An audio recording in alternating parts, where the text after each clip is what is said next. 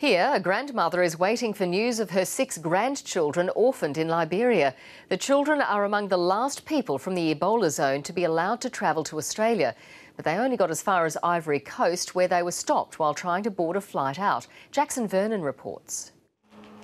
Isata Soiree hasn't seen her 6 grandchildren for more than 2 years. It's been like hell. It's actually been like hell. Aged between 5 and 19, they have been fending for themselves in war-torn Liberia after their mother died of cancer. Since then, Miss Soiree and refugee advocate Sister Di Santalban have been working to bring them to Australia. Their visas were granted just before Australia closed its borders to arrivals from West Africa earlier this week. They're in the clear. They probably would have been the last family out of West Africa.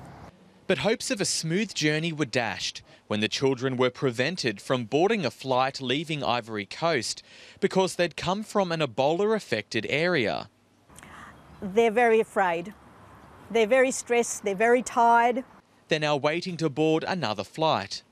The children are expected to arrive here in Newcastle in the coming days. Then they'll undergo health checks before they're placed under quarantine in the company of their grandmother.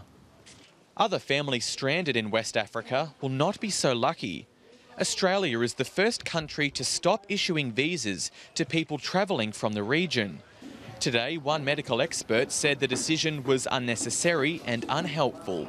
It certainly provides an impression that we are being unduly cautious and perhaps even a little mean-spirited in our approach to this humanitarian disaster.